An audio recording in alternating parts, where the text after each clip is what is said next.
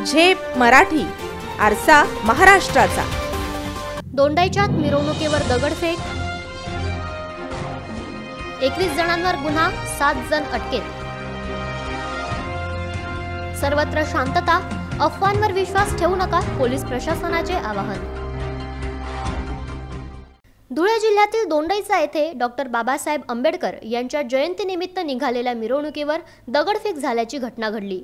Police अधीक्षक श्रीकांत धिवरे यांनी तत्काळ जास्तीची कुमक पाठवून परिस्थितीवर नियंत्रण मिळवले। धिवरे यांच्यासह अप्पर पोलीस अधीक्षक किशोर काळे, उपविभागीय पोलीस अधिकारी के पाटील यांनी रात्रीच घटनास्थळी भेट दिली। याबाबत अधीक्षक धिवरे म्हणाले, सर्वप्रथम मी हे सांगू इच्छितो की दोंड्याच्या येथे अतिशय शांतता आहे। कोणती मोठी घटना घडलेली नाही। कोणी अफवांवर विश्वास ठेवू नये। घटना जी घडलेली आहे ती अतिशय किरकोळ आहे। त्या अनुषंगाने आम्ही गुन्हा दाखल करत आहोत आणि योग्य ती कायदेशीर कारवाई करत आहोत। धन्यवाद। सर, कोणी जखमी झाल्याचं कळतंय? सर, कोणी जखमी झालेलं नाही, त्याच्यामुळे त्या अनुषंगानेच गुन्हे दाखल होतील आणि पुढील कायदेशीर कारवाई करण्यात येईल। Yes sir, thank you. Govinda Gulab Nagrale यांनी दिलेल्या फिर्यादीनुसार दंगल आणि ॲट्रॉसिटीनुसार 21 जणांविरुद्ध गुन्हा दाखल करण्यात आला आहे। यापैकी 7 जणांना पोलिसांनी अटक केली आहे।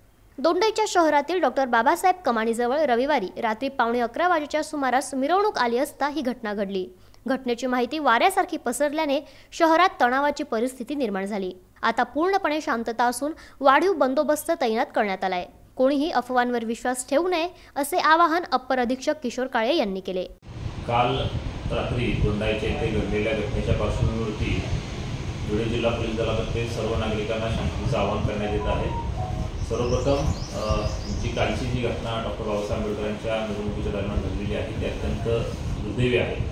त्याबाबत दोंडाईच्या पोलीस स्टेशन येथे 21 आरोपितांविरुद्ध नावानिशी गुन्हा दाखल झालेला आहे, ज्याच्यामध्ये दंगल व इतर जी काही कलमे आहेत ती लावण्यात आलेली आहे। त्याच्यामध्ये अट्रॉसिटी ॲक्ट पण लावण्यात आलेला आहे आणि त्याच्यापैकी एकूण 7 आरोपितांना अद्यापपर्यंत आम्ही ताब्यात घेतलेलं आहे किंवा त्यांना तपासकामी अटक केलेली आहे। यामध्ये शहरामध्ये SRPF असेल किंवा राखीव दल असेल, तसेच शीघ्रकृती दल असेल आणि प्लस स्थानिक पोलीस स्टेशन आणि शिरपूर विभागातला बंदोबस्त देखील लावण्यात आलेला आहे। परिस्थिती शांततेत आहे। आमचं सर्व जिल्हावासियांना आवाहन आहे की आपण कुठल्याही प्रकारच्या अफवांवरती विश्वास ठेवू नये। पोलीस दल ही सर्व परिस्थिती हाताळण्यासाठी सक्षम आहे। प्रतिनिधी समाधान ठाकरे, झेप मराठी, दोंडाईच्या। अशाच वेगळ्या आणि ताज्या बातम्यांसाठी पाहत रहा झेप मराठी, आरसा महाराष्ट्राचा। संपादक प्राध्यापक अनिल चव्हाण, धुळे।